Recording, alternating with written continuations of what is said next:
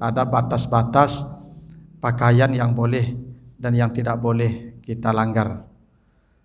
Nah, kita baca hadis pertama, hadis riwayat Abu Dawud dari Abi Amir Al-Asy'ari. Qala Rasulullah sallallahu alaihi wasallam, la yakunanna min ummati aqwamun yastahillunal hira wal harira. Kata Nabi, sungguh akan ada dari umatku satu kaum, ya, aqwam, bukan satu kaum, beberapa kaum. Jadi nanti akan ada dari umatku beberapa kaum yang menghalalkan al-hirah. Al-hirah itu artinya kemaluan mereka. Wal harira dan sutra. Jadi kata Nabi, nanti akan datang waktunya di mana umatku akan menghalalkan yang dua ini. Pertama, menghalalkan hirah. Hirah itu maksudnya kemaluan mereka tanpa akad. Akan datang masanya nanti orang, ini umat Nabi Muhammad nih Ibu, bukan non muslim ya, bukan orang kafir, orang Islam yang tidak lagi menganggap serius perkara perzinahan. Akan masanya akan datang tuh Pak. Umat Nabi Muhammad yang tidak memandang serius masalah perzinahan. Mereka sudah memandang sepele, ringan soal kejahatan farad. Padahal dalam Islam, kalau ada orang berzina, kalau dia itu belum menikah, maka dicambuk, ya Pak, 100 kali. Kalau dia sudah menikah, maka dirajam sampai mati. Ya Pak. Jadi kalau ada orang melakukan perzinahan yang pernah menikah, maka hukumannya dirajam sampai mati. Dikubur badannya separuh ke tanah, lalu dilempar dengan batu oleh semua orang yang lewat sampai mati. Itu rajam namanya Pak. Ya, dikubur separuh badannya, lalu yang tampil ke permukaan itu semua orang yang lewat silakan lempar dengan batu, bukan lemparan dengan lemparan ibah, lemparan ya ujungnya mati. Nah, Ustaz, dimatikan juga AC Ustaz biar beliau tidak batu. Ya. Jadi akan datang masanya nanti di mana umatku itu tidak lagi menganggap itu sebagai kejahatan, bahkan sudah melegalkan yang begitu. Kini terjadi Pak. Kini kok ada orang tertangkap basah Pak. Itu dinikahkan, ya Pak. Tadi tidak merasa takut orang berbuat jahat ya Pak. Dinikahkan, ya. Bahkan kini kok Pak, kok tertangkap di hotel masuk TV malah Pak. Enak. Itu dada-dada di bungkus TV itu Pak. Ada artis Pak, ya, membuat video ya asusila, tersebar videonya Pak. Justru jadi terkenalnya Pak. Diwawancarai di TV-TV Pak. Penontonnya ramai loh Pak. Orang bertepuk tangan loh Pak. Ada aneh itu Pak. Ya dulu pernah ada penyanyi dangdut Pak ya, membuat video ya dengan seorang politisi. Justru artis kok makin terkenalnya Pak. Makin banyak diundang di acara TV-TV. Itulah yang dikatakan Nabi itu Pak. Nanti umatku akan menganggap ya halal kejahatan seksual. Padahal dalam Islam ya hukumnya begitu berat. Ya, azania wazani fajlidu kulla wahidin minhuma mi'ata jaldah. Begitu kata Allah. Kalau dia belum menikah, laki perempuan yang bujang, yang lajang, cambuk 100 kali. Cambuk 100 kali itu ujungnya mati juga tuh Pak. Karena cambuk itu bukan cambuk ringan Pak. Seperti apa kita mencambuk ya dulu budak-budak Pak, berdarah-darah 100 kali itu Pak. Mati itu. Kalau memang benar dicambuk itu. Kalau yang sudah menikah dirajam. Tapi sekarang enggak. Ya, kalau ada yang hamil duluan, ya sudah nikahkan saja. Itu Pak. Sehingga kini coba Pak perhatikan, ya kan pasangan muda-mudi kini Pak, kan tidak ada takutnya mereka berbuat asusila Pak. Di tempat-tempat publik mereka mohon maaf berpelukan, kan tidak ada masalah. Jadi apa yang dikatakan Nabi itu sudah terbukti Pak. akan datang masanya nanti umatku akan menganggap ringan perkara kejahatan seksual ini. Al-hira namanya, kejahatan seksual. Makanya kini orang berzina tak takut lah Pak. Orang selingkuh tak takut lah Pak. Justru perselingkuhan kini menjadi tren. Ya Pak. Menjadi gaya hidup orang-orang penting kini Pak, selingkuh itu. Nikah beda agama. Tambah lagi itu kalau berzina mungkin melawan jenis. Ini sejenis. Dan dilegalkan pula oleh negara. LGBT Pak ya. Bahkan di negara-negara barat Pak, dikampanyekan betul Pak pasangan sejenis ini. Maka ada kemarin saya dengar berita pemain sepak bola Nigeria yang bermain di klub PSG. Ya. Disuruh memakai jersey yang warna pelangi, tak mau dia Pak. Dia rela dipecat dari klub daripada harus memakai main bola dengan jersey warna pelangi itu. Karena warna pelangi itu kan kampanye LGBT Pak. Yang di negara mereka biasa itu, di Eropa itu memang sejenis itu biasa yang mereka menikah. Kalau kita umat Islam jaganya begitu Pak. Yang lawan jenis saja itu sudah begitu dahsyatnya.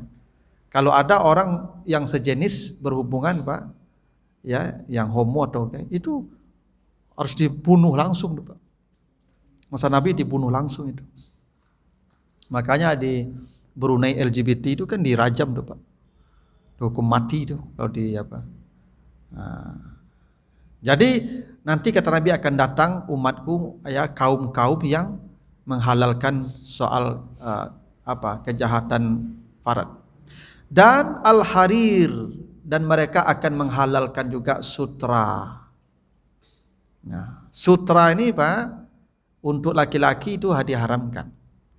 Tapi nanti akan datang masanya umatku yang laki-laki itu banyak yang pakai sutra.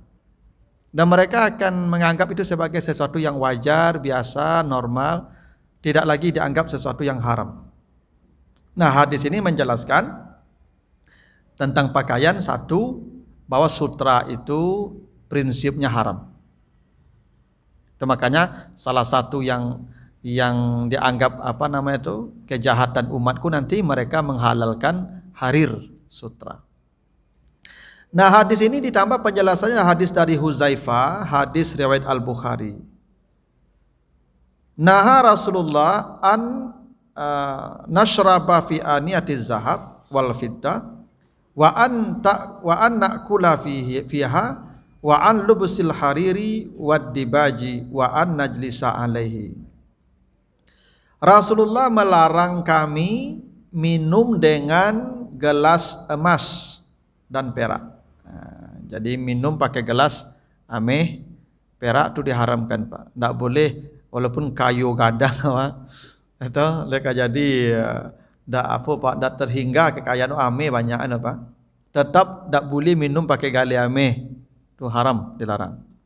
Dan makan dengan gelas emas, dengan piring emas. Ini pakai lo piring ame Pak.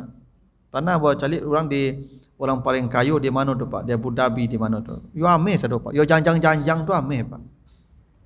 Ya, yo kamar mandinya ame je Pak. Mereka kayu tu. Tapi tetap makan minum tak boleh dengan bejana, dengan piring, dengan gelas emas. Dan melarang kami memakai sutra, baik yang tipis maupun yang tebal. Yang sutra aku adalah yang tipis dan tebal Pak. Nah, sutra itu dilarang Nabi, tidak boleh.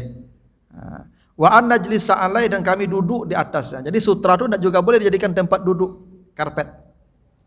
Jadi tikar sutra haram, pakaian sutra haram. Kalau di awak kalau jarang-jarang pakai sutra Pak. Tapi bisa jadi Pak ya di beberapa komunitas lain laki-laki itu pakai sutra dan itu diharamkan, tidak boleh. Nah, larangan ini, ini ada ketambahan hadis dari riwayat Bukhari Muslim. Naha Rasulullah an lubsil harir illa maudi'a isbi'ain au salasin au arba'in. Tapi dibolehkan memakai sutra itu ya dengan ukuran dua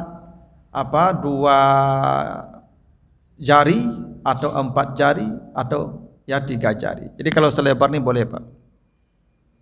Jadi apa, pakai sutra, lalu kain tu dimakan dilatak lah Pak ya. Tapi selawe konya. Itu boleh Pak. Kau ada yang teragak warna pakai sutra Pak. Ya memang ingin warna pakai sutra, dibolehkan Nabi seukuran maksimal 4 jari kita. Dia potonglah sutra itu sebesar ini, itu tempellah di baju, dipakai di yang kau tempel-tempel lah. Kalau kau pakai sutra juga, memang sutra itu dilarang.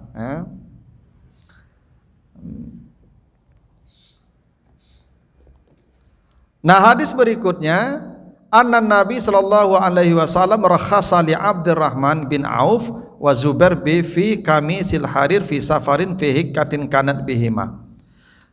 Rasulullah memberikan keringanan kepada Abdurrahman bin Auf dan Zubair bin Awam. Jadi ada 2 sahabat senior nih, Abdurrahman dan Zubair. Mereka memakai sutra dalam sebuah perjalanan, tetapi ketika itu ada penyakit gatal di tubuh mereka. Jadi Abdurrahman bin Auf dan Zubair bin Awam ni Pak, ada penyakit alergi mungkin Pak, kau dah kini itu. Ya kalau apanya hikah tu gatal. Itu hikah. Tapi kalau dia pakai sutra, hilang gatalnya.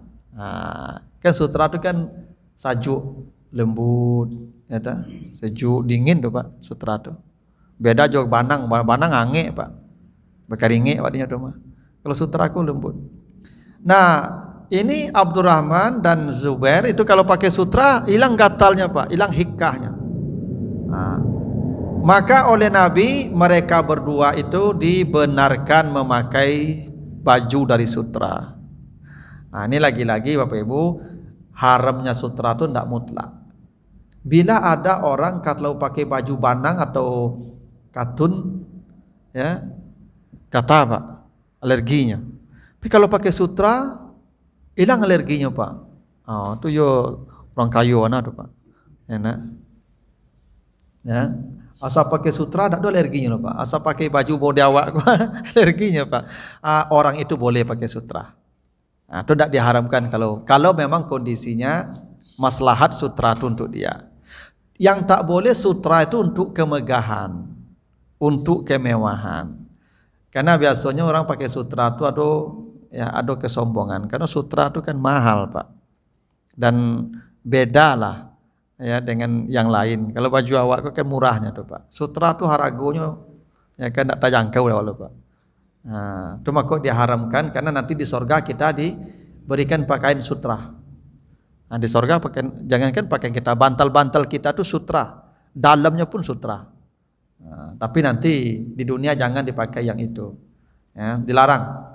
Kecuali dalam kasus Abdurrahman dan Zubair tadi, yang kalau dia tidak pakai sutra gatal, kalau dia pakai sutra hilang gatalnya, maka dia boleh pakai sutra. Itu ketetapannya begitu.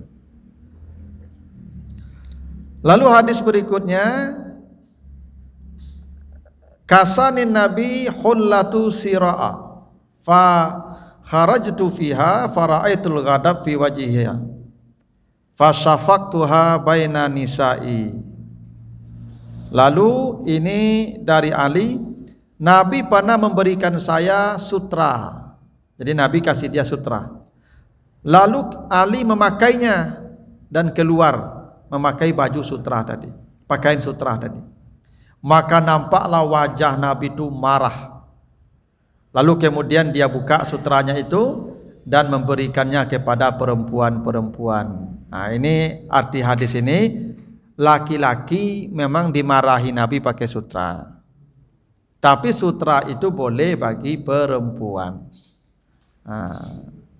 Jadi kalau perempuan dia boleh pakai sutra. Kenapa laki-laki dilarang, perempuan dibolehkan? Allahu a'lam Pak Ibu. Tapi begitu aturannya. Ali pakai sutra, nampak wajah Nabi marah, dan kemudian Ali membukanya dan menyerahkannya kepada perempuan, dan Nabi tahu kalau sutra itu diberikan kepada wanita-wanita, ya, dan Nabi membenarkan. Kalau perempuan boleh pakai sutra. Karena dalam hadis riwayat At-Tirmizi dan Ahmad, Nabi berkata, uhilla zahab wal harir li inasi ummati wa hurrima ala zukuriha. Nabi menghalalkan emas dan sutra untuk para perempuan umatku dan mengharamkan untuk laki-laki umatku. Nah, jadi emas ya dan sutra itu diharamkan untuk laki-laki umatku.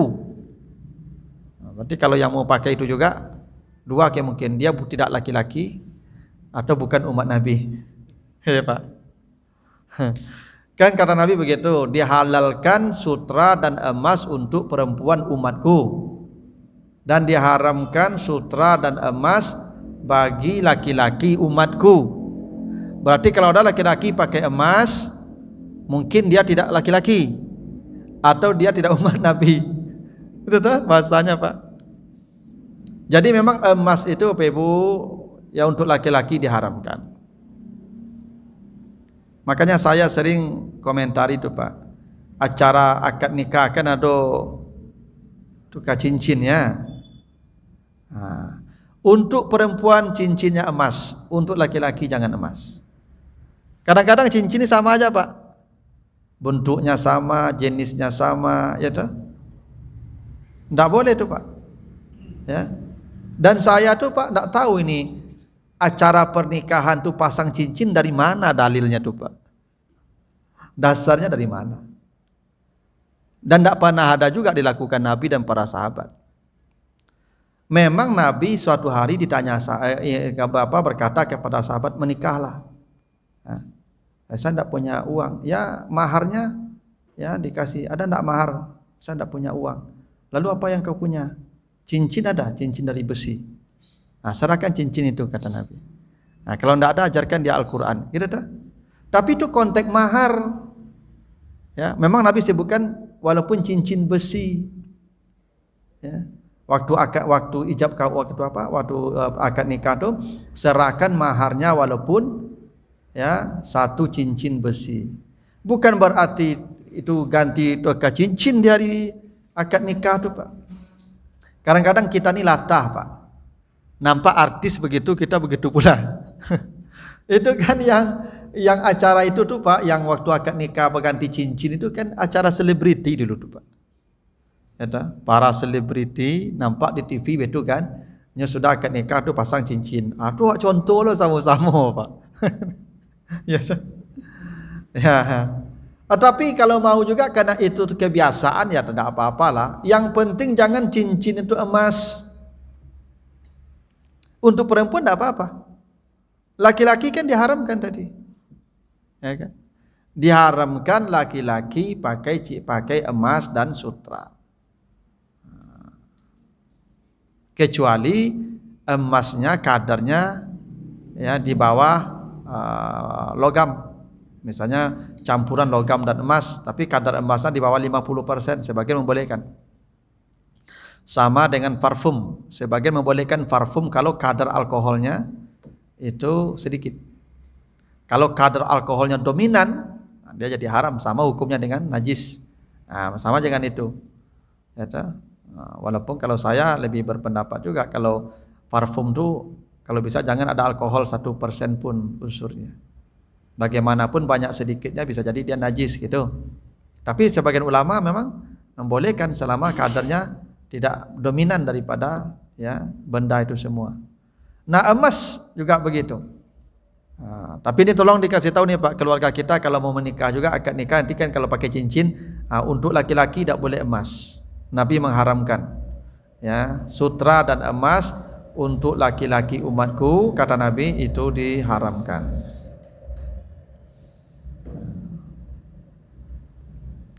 Walaupun ada penafsir lain Bapak Ibu, konon katanya Nabi itu pakai cincin emas. Dulu Nabi itu pernah pakai cincin emas. Nah, kenapa muncul hadis ini diharamkan untuk laki-laki? Jadi ketika Nabi pakai cincin emas, para sahabat kan begitu, apapun yang dilakukan Nabi, mereka ikut. Gitu, Pak. Apapun yang dipakai Nabi, mereka pakai. Karena Nabi itu uswah, ikutan. Sehingga mencari Nabi bacincin, sahabat lah bacincin sama-sama Pak. Sehingga kemudian cincin ko nak ciek le Pak. Kadang lah panu jari tu. Sehingga Nabi mencari sahabat cincin ko nak untuk hiasan le Pak. Lah ada di situ unsur kemegahan le, kesombongan, lah lomba-lomba. Maka Nabi haramkan supaya yang dicegah Nabi itu kesombongannya sebenarnya, bukan zat emasnya atau penafsiran yang lain.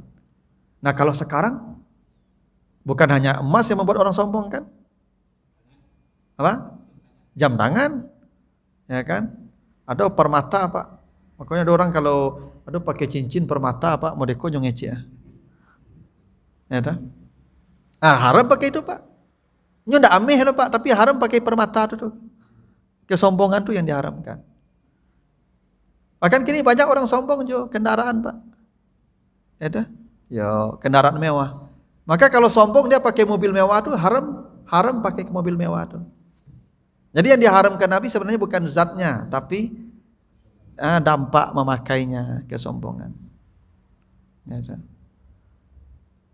bahkan pakai kacamata hitam saja Pak. Pagi jam 6 lah pakai kacamata hitamnya Pak. Kalau mari baru Pak. Sombong tuh.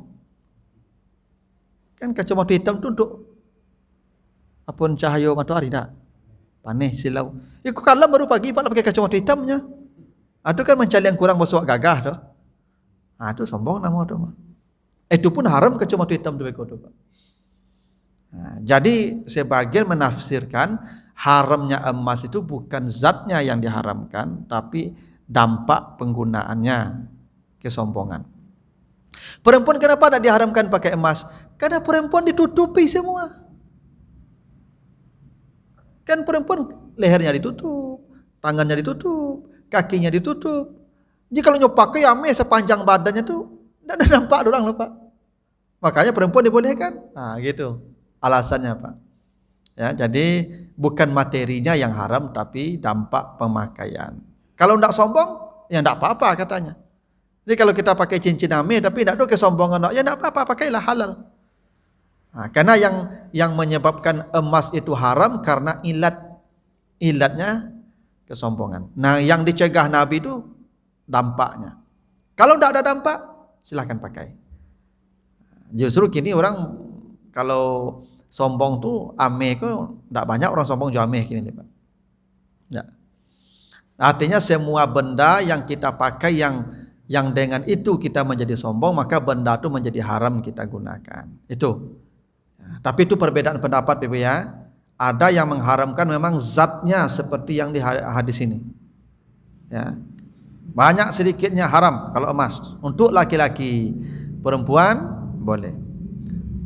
Konon katanya Ibu saya tidak tahu persis ini, tapi ada pendapat penelitian katanya kenapa perempuan boleh pakai emas, karena ada unsur emas itu yang cocok dengan jaringan tubuh perempuan. Untuk laki-laki tidak cocok.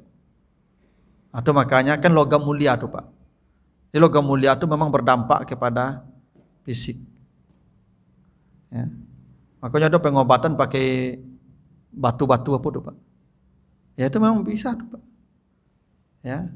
Karena menurut sebagian ahli emas itu memang berdampak ke laki-laki Pak. Tapi ke perempuan dampaknya baik. Itu kenapa dibolehkan. Memang Nabi itu ya tidak membuat aturan itu sesuai kehendak nafsunya. Itu wahyu dari Allah. Sama tuh Pak. Kata Nabi, bila masuk lalat ke minuman, maka benamkan lalat itu. Setelah itu angkat dan minumlah air itu, karena di sebelah kanan, di sayap kirinya ada penyakit, di sayap kanannya ada obat. Jadi begitu lalat itu dibenamkan ke bawah, maka semua bakteri itu mati langsung. Dan ternyata ketika diuji lab benar, ada minuman masuk lalat diangkit langsung. Ada minuman masuk lalat digebanaman ke bawah, dibawa ke labor. Yang diangkit langsung itu tak tanggung banyak bakteri loh Pak. Yang dibanamkan tu kosong, netral dia. Itu buktinya yang disampaikan Nabi itu tidak nafsu, tidak berasal dari hawa nafsu. Tapi itu in huwa illa wahyun yuha. Ya. Yang disampaikan Nabi itu adalah wahyu semua. Itulah kenapa Nabi mengharamkan untuk laki-laki emas, karena hasil penelitiannya tidak cocok dengan laki-laki emas itu memang zatnya. Dengan perempuan dia cocok, maka di perempuan dihalalkan. Tapi terlepas dari itu semua, ya bagi saya begini Pak, kalau Nabi sudah mengharamkan, ya sudah, ya tinggalkan saja. Kan tidak ada ruginya ada pakai ameh Pak laki-laki. Kalau tidak pakai ameh Pak, apa ruginya? Tidak ada ruginya lah. Kalau nanti dicari-cari ilatnya, kadang-kadang Pak Ibu kadang menganggap sepele, kadang-kadang ya ketentuan-ketentuan agama. Ya kalau memang bisa kita tinggalkan saja. Ya toh. Kan tidak berat meninggalkannya. Nah, ini terutama nih Pak ya yang akad nikah. Tolong sampaikan tuh. Kalau kembali cincin jo, bedakan zatnya Pak. Yang untuk laki-laki tidak ameh loh. Ya, logam saja. Yang untuk perempuan baru emas.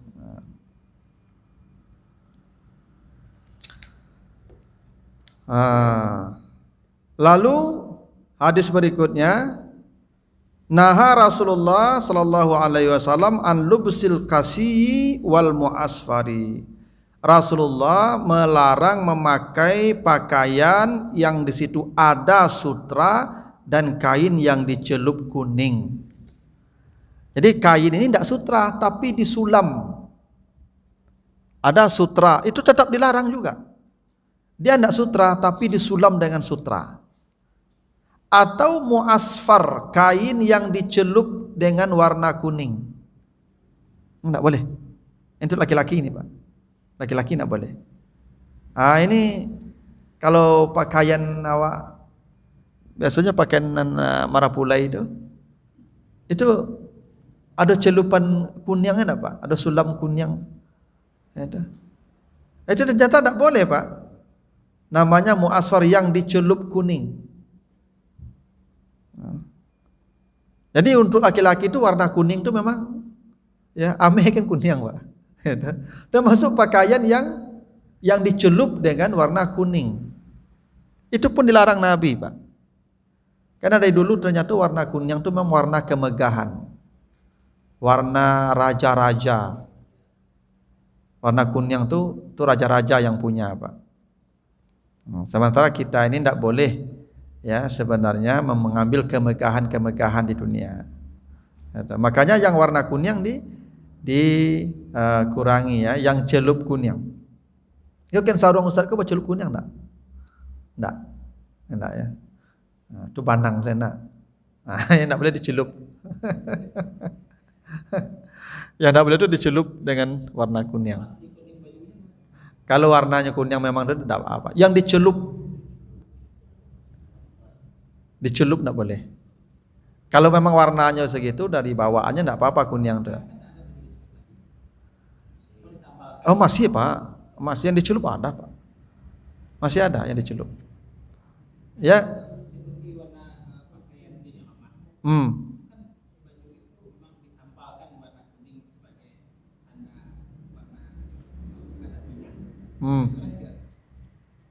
Sebenarnya ya kalau bahasa Nabi kan yang dicelup. Kalau itu kan dijahit, ditambal, dibordir. Kecuali sutra. Kalau sutra dibordir tidak boleh. Tapi kalau banang tidak apa-apa. Banang warna kuning itu sama yo baju sama. Baju kan dari banang loh. Cuma di sama modeko baju apa kan kau dibordir kan? Itu boleh, tidak apa-apa.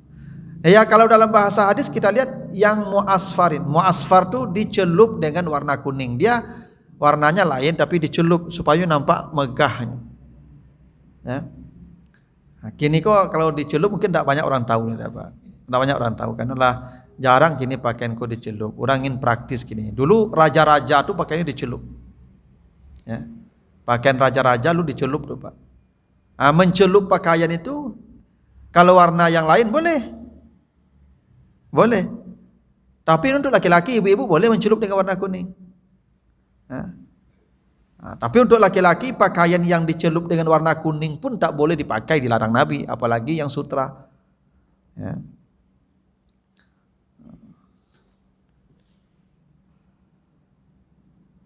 Bahkan Nabi pernah memarahi Abdullah bin Umar. Nah, jadi Abdullah bin Umar ini dia memakai pakaian yang berwarna celup kuning. Lalu kata Nabi, ummuka amaratka bihaza. Hei Abdullah bin Umar, iku induang menyuruh mereka kau aja. Bahasa awaknya tu, ambang nyuruh kau aja. Tu kecek Nabi gitu Pak. Ibumu kah yang menyuruhmu ini begini? Maka mendengar pertanyaan Nabi itu dia buka. Karena Nabi bertanya itu tidak bertanya itu Pak. Itu berang Nabi itu mah. Ambang nyuruh kau aja. Tu bahasa Pak. Gitu. Jadi Nabi marah kepada Abdullah bin Umar yang memakai pakaian yang bercelup tadi. Oh, tidak boleh. Itu hadis riwayat Muslim. Sehingga Nabi bertanya dengan pertanyaan yang tidak perlu dijawab. Ya kan? Tidak mungkin lah awak kadang-kadang kau ambak menyuruh pakai itu dah. Tapi kecewa anda waraka kan menyuruh pakai baju kan anak ketek. Kenapa? Kan biasa yang pakai baju ko baju ko nen diatur pakai baju kan kadang-kadang ko. Abdullah bin Umar ko lah beranak apa ya lah kadang lo anaknya Pak. Tapi kecek Nabi amang nyuruh di koko ya kecek Nabi itu. Itu artinya kamu jangan anak ada. Itu maksudnya. Bahasa kasarnya kan tidak merakang lama itu bahasa kasar Pak. Itu artinya tidak boleh.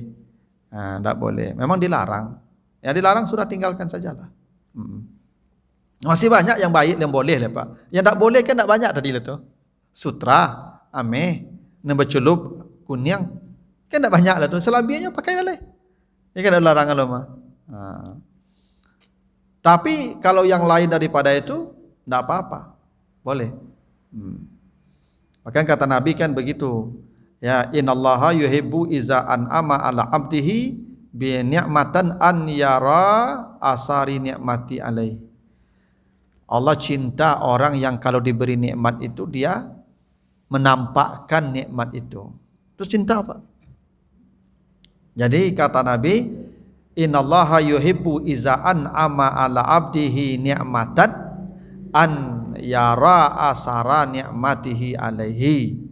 Ya, itu hadis Al-Baihaqi. Allah cinta orang yang kalau diberi nikmat dia menampakkan nikmat Allah. Apa maknanya? Apa kok bapiti jangan baju-baju lusuh dipakai. Piti banyak. Tu baju-baju lusuh tu tak tahu aduk nama lu tu. Kiki tu. Ya. Kalau apa bisa beli baju rancak, pakai baju rancak. Yang tak boleh tu sombong tadi. Kalau menampakkan nikmat Allah tu, Allah cinta. Makanya perintah Allah begitu kan, fa amma bi ni'mati rabbika fahaddis. Nikmat Tuhanmu tampakkan. Ya, kalau Allah bisa membeli sesuatu, ya punya kemampuan belilah. Tampakkan tu nikmat Allah, pakai gunakan syukuri. Ada orang tu Pak, dia banyak, ya baju banyak, tapi baju itu kah itu saja Pak. Tak pernah bertukar. Baju rancak-rancaknya simpan saja Pak. Itu tak menampakkan nikmat, namun tak fahadis namun. Nikmat tu tampakkan, fahadis. Yang tak boleh itu ada kesombongan, ada kemegahan. Itu yang tak boleh. Ya, yang tak boleh itu kan berlebih-lebihan. Kalau Allah perintahkan kita pergi ke masjid kan pakai pakaian yang paling baik. Khuzu zinatakum inda kulli masjidin. Kalau engkau datang ke masjid, ambil pakaianmu yang paling bagus. Zinah namanya. Pakaian yang jadi perhiasan kebanggaan kita. Pakai ke masjid itu. Ya. Jangan ke masjid ya, baju-baju yang ya kan, lusuh-lusuh, bau, ya, pakai kaos, pakai merek-merek lain. Yang orang di belakang membacanya kadang kesal membacanya. Kadang ada tulisan baju di belakang Pak, yang baca gila. Awak ada baca dah Pak? Ya tu. Sudah baca. Yang baca gila caknya. Itu. Pakai yang paling baik. Seperti apa kita pergi menemui gubernur, menemui pejabat, coba baju pakai menemui mereka. Sepertilah kita ke masjid. Yang tak boleh itu wala tusrifu, berlebih-lebihan tak boleh. Ya, Bapak Ibu kalau pakai masjid pakailah parfum, tapi parfum tu jangan yang membuat kita bertabarut. Ibu-ibu tidak boleh. Ibu kalau pakai parfum ke masjid boleh. Cuma yang tidak boleh itu serifunya. Jangan pakai parfum ibu yang menyangik sehingga laki-laki orang sakit kepala nanjuk parfum ibu tu. Itu tidak boleh, itu berlebih-lebihan namanya itu. Tapi sepanjang tidak begitu, itu dibolehkan saja. Ya, kemegahan tu yang dilarang. Ada pertanyaan Bapak Ibu sampai sini dulu?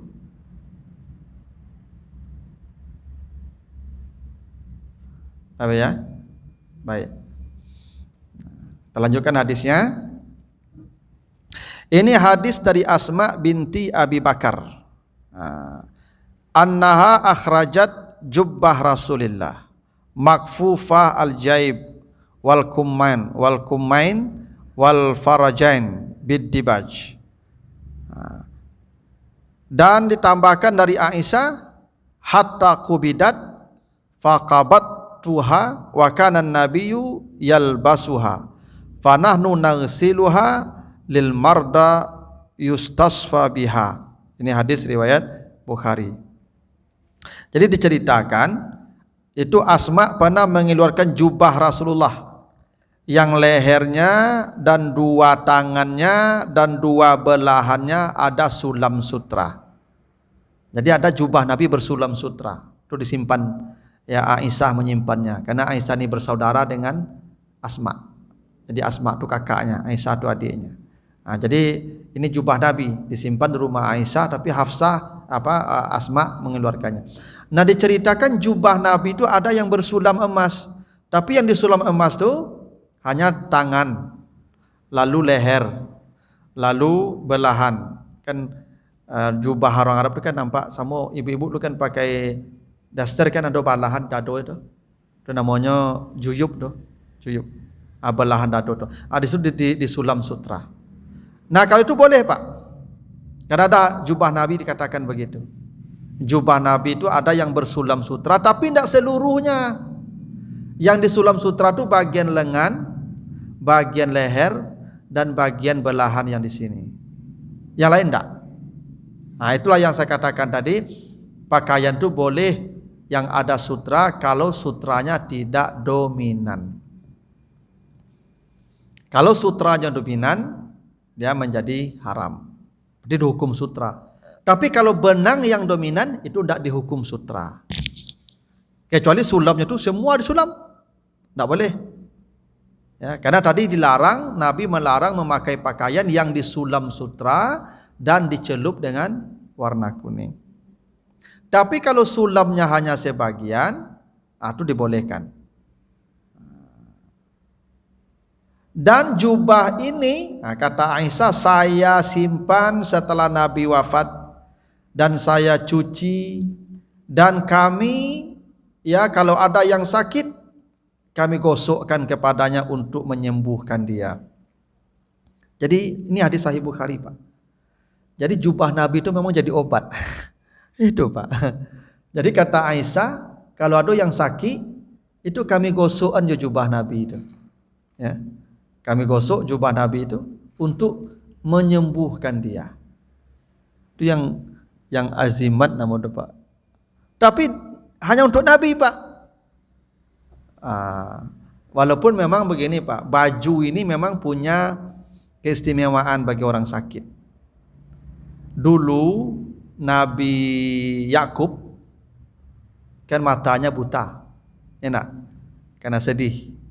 Ya bertahun-tahun kehilangan anak. Akhirnya dia matanya sampai putih. Fabiyadat ainahu minal huzni, begitu kata Allah, matanya menjadi putih. Bagaimana menyembuhkan matanya? Diusapkan baju Nabi Yusuf. Kata Nabi Yusuf, bawa baju saya ini pulang, nanti usapkan ke wajah ayah. Begitu diusapkan ternyata sembuh. Saya tidak tahu Pak, memang kata orang baju yang berkeringat itu tuh memang punya khasiat. Maka dulu zaman siswa Pak, anak-anak itu kalau apaknya bayi, anak-anak bayi itu Pak, tinggal baju apaknya yang berkeringat, yang busuk tuh. Jadi kalau anak kau dama mangek Pak, gosok kayaknya apa? Ya Pak, di kampung situ dulu Pak, dan memang betul. Ya, kan yang menyembuhkan Allah. Tapi ternyata ada pengaruh baju yang berkeringit itu Pak. Kalau di gosokan, kalau dilakaan kanak yang lama panen itu, memang alhamdulillah memang bisa jadi sehatnya Pak. Allah rahasianya. Ya, tapi di kampung-kampung itu kan populer Pak. Jadi awak kalau pai dulu pai lamo Pak, batinggan baju busuk tu. Baju yang bau keringit tu. Kalau kita punya anak balita. Jadi kalau nyodamam beko, itu dia pun ke wajahnya. Iya sehatnya Pak. Bukan baju itu yang menyehatkan, izin Allah. Tapi sebabnya begitu. Dan itu kan pernah pada Nabi Yusuf dulu, Nabi Yakub. Dan Al-Quran kan mengabadikan itu. Ya, basuh baju kok memang bisa jadi ube. Ya. Nah, dalam hadis Bukhari ini, baju Nabi juga jadi ube. Makanya kata Aisyah, kalau ada yang sakit, digosok ya jubah Nabi itu mah, sehat. Tapi kalau untuk orang lain itu hanya jubah Nabi Pak. Kalau baju awak enggak lah. Yang baju ambo Pak cari lu besok kalau sakit kan. Nah, ini hanya berlaku untuk baju Nabi saja Pak. Jadi obat itu macam-macam Pak. Ya, enggak salah itu Pak. Kadang-kadang kan enggak masuk akal itu Pak. Ba'alu baju kan jadi ubek Pak. Digosokan baju itu jadi ubek. Tapi ternyata benar tuh hadisnya itu. Boleh Pak. Tak selalu ubek kok yang diminum loh Pak, yang dimakan. Bisa jadi ubek kok yang digosokkan. Penyakit kok di dalam tapi digosok di luar, sehatnya Pak. Itu contohnya jubah Nabi itu Pak. Kalau orang yang sakit, maka digosokkan jubah Nabi tadi, diusapkan ke badannya dan dia menjadi sembuh, tentu atas izin Allah. Jadi memang jangan selalu apa mengatakan capek bana menganggap syirik sesuatu. Ya dah. Ubek itu harus rasional, itu yang susahnya Pak. Ya kan, ubek itu harus ke dokter yang teruji secara secara ilmiah. Ada uji labor, baru itu boleh jadi ubek. Yang tidak masuk akal tidak bisa jadi ubek, kan? Kalau kita baca hadis itu kan tidak masuk akal ubek loh Pak. Ya, memang tidak selalu obat itu harus sesuatu yang temuan ilmiah. Ada obat itu yang kadang begini Pak, obat itu kan sugesti sebenarnya Pak.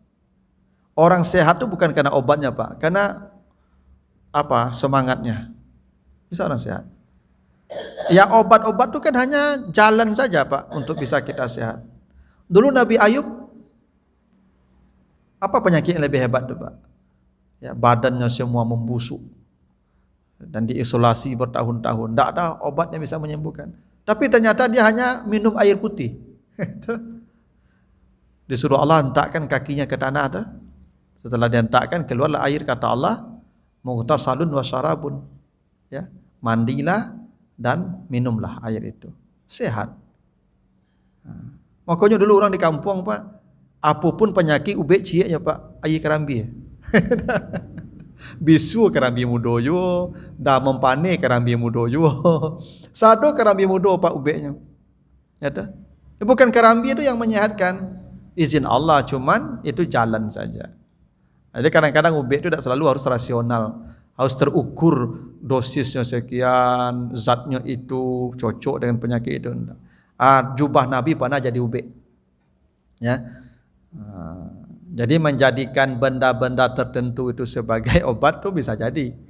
Ya, jangan terlalu cepat mengatakan musyrik, walaupun sebagian mengatakan ini hanya untuk milik Nabi saja, tidak milik itu. Kalau Al-Quran kan Nabi Yusuf contohnya. Ya kan? Mengobati mata ayahnya dengan bajunya juga, dengan diusapkan ke wajahnya. Nah itu Bapak Ibu ya, beberapa ketentuan tentang pakaian. Ya, Pak.